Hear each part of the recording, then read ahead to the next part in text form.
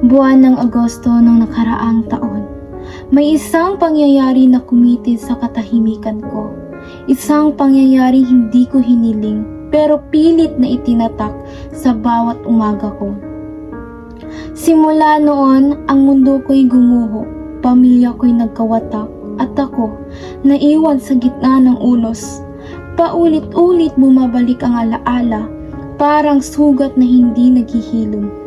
Parang tinig na bumubulong sa dilim, na kahit anong lakas kong magpanggap na kaya ko, bumabalik pa rin. At kahit pilitin kong itago, sa bawat gabi, sa bawat katahimikan, naroon siya. Kumakatok, nagpapaalala na minsan may isang pangyayaring kinitil ang lahat ng meron ako. Hindi lang sakit ang iniwan niya. Iniwan niya ang trauma na paulit-ulit akong binabalikan. Iniwan niya ang takot na bumabalot sa katawan ko. Tuwing pipikit ako, iniwan niya ang mga tanong na hanggang ngayon hindi ko pa rin kayang sagutin. Pero heto ako, nakatayo pa rin, hindi dahil buo ako, kundi dahil wala na akong ibang pipilian, kundi lumaban. Kahit bali-bali na ang mga pangarap ko, kahit gumuho na ang tiwala ko, kahit winasak na niya ang pagkatao ko, pinipili kong manatiling humihinga, pinipili kong lumaban para sa sarili ko. Kahit minsan hindi ko na alam kung kaya ko pa. Hindi ako pagkatalo ng kahapon, hindi ako ang peklat ng nakaraan.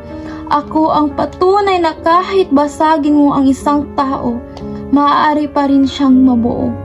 Pero totoo, ang taong muling binuo hindi na kailanman magiging kagaya ng dati. At kahit ilang ulit pa ako balikan ng alaala, hindi na ako tulad ng dati.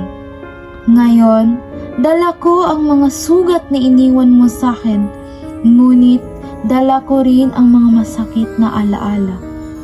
Ngayon, alam ko na ang mga sugat na iniwan mo, hindi lang peklat sa balat, kundi peklat sa kaluluwa. Agosto 2024, bangungot ka ng aking buhay, at hanggang ngayon, hindi ko pa rin tuluyang nagigising. Pero darating ang araw at ang alaala mo'y magiging anino na lamang. At kahit sumisigaw ka pa sa isipan ko, hindi na ako matitinag. Ako'y sugatan. At oo, minsan ako'y basag. Ako'y biktima, ngunit hindi habang buhay. Dahil ako'y magiging tagumpay.